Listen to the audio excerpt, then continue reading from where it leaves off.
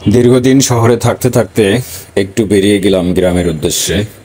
আজকে যাচ্ছি আমরা ঢাকা টু মাগুরা। অলরেডি কিন্তু আমরা ঢাকার বাইরে চলে এসেছি।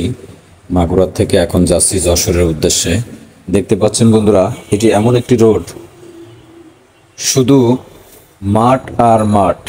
মাঠের মাঝখান দিয়ে এই মেন রোডটা চলে গিয়েছে। দুই সাইড দিয়ে অনেক ধান ক্ষেত, আর এই বছর ধান ক্ষেত অনেক সুন্দর হয়েছে মনে হচ্ছে।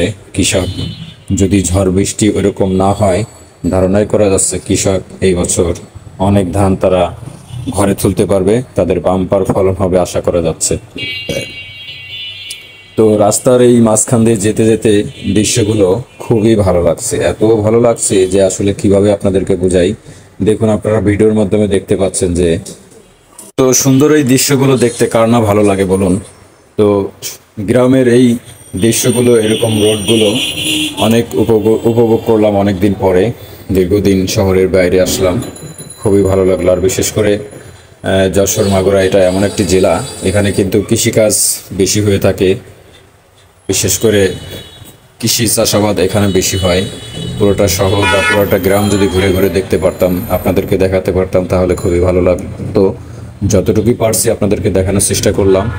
তো আপনারাও যারা কাজে ফাঁকে ফাঁকে এরকম গ্রাম সাইড দিয়ে ঘুরতে চান বা ঘোরা পছন্দ করেন, অনেকেই আছে। বাংলাদেশের মানুষ এখন সারা বিশ্বে এবং দেশের মধ্যে সবাই কিন্তু এখন অনেক ট্রাভেল করে।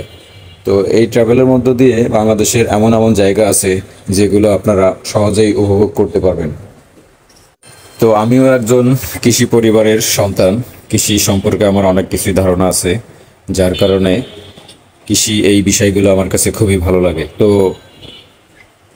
ঢাকা থেকে আমরা বেরিয়ে এখন মাগুরা হয়ে চলে যাচ্ছি যশোর। যশোরের কাছাকাছি আমরা চলে আসছি অলরেডি। শালিখা থানা পার হয়ে অলরেডি আমরা কিন্তু যশোর জেলার মধ্যে ঢুকে পড়েছি।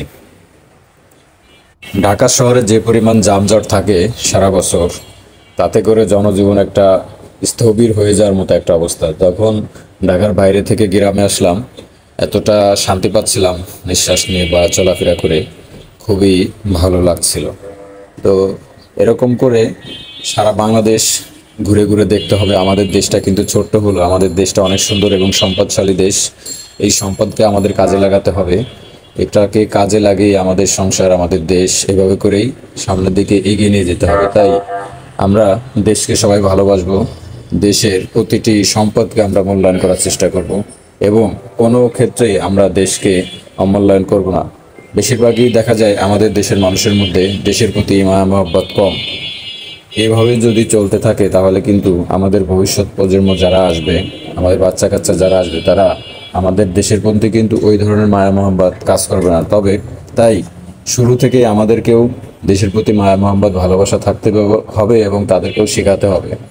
তো আপনারা যারা ঘুরতে পছন্দ করেন, কাজ তো থাকবেই, সারা জীবন আমাদের কাজ করে যেতেই হবে।